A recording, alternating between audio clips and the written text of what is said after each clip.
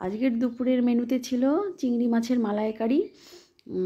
এই যে আমার রান্নাটা প্রায় হয়ে এসেছে, নামিয়ে ফেললাম, এরপরেই সার্ভ করব। এবং এটা কি করে করলাম সেটা একটুখানি বলে দিই।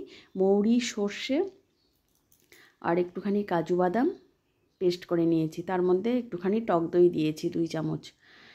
টক দই দিয়ে এটাকে ব্লেন্ডারে ব্লেন্ড করে নিয়েছি। প্রথমে শুকনো অবস্থায় গুঁড়ো করে নিয়ে তারপরে টক দই দিয়ে একটু জল দিয়ে পেস্ট করে নিয়েছি। আর এতে আছে টমেটো, পেঁয়াজ, আদা, রসুন, কাঁচা লঙ্কা একসঙ্গে আমি পেস্ট করে নিয়েছি। আর এই দেখো, কড়াইতে সর্ষের তেলে চিংড়িগুলো ভেজে নিলাম। ভেজে নিয়ে তাতে এলাচ, দারচিনি ফোড়ন দিয়ে তেলে ওই পেঁয়াজ, রসুন, আদা, কাঁচা লঙ্কা, টমেটো বাটাটা দিয়ে সেটাকে কষিয়ে নিয়ে ওই যে মৌরি, সর্ষে বাটা ছিল, কাজু বাদাম, সেটা দিয়েছি। দিয়ে ওটা যখন কষা হয়ে গেল তখন নারকেলের দুধটা দিয়ে দিলাম।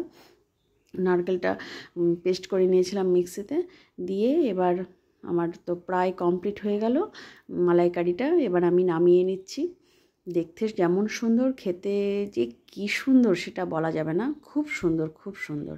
মালাইকারিটা ন্যাচারালি ভালোই হয়, কিন্তু আজকে একটু বেশি ভালো হয়ে গিয়েছে। আর এই দেখো, লাঞ্চ থালি সাজিয়ে নিয়েছি চাল কুমড়োর পাতা বাটা আর চিংড়ি মাছের মালাইকারি।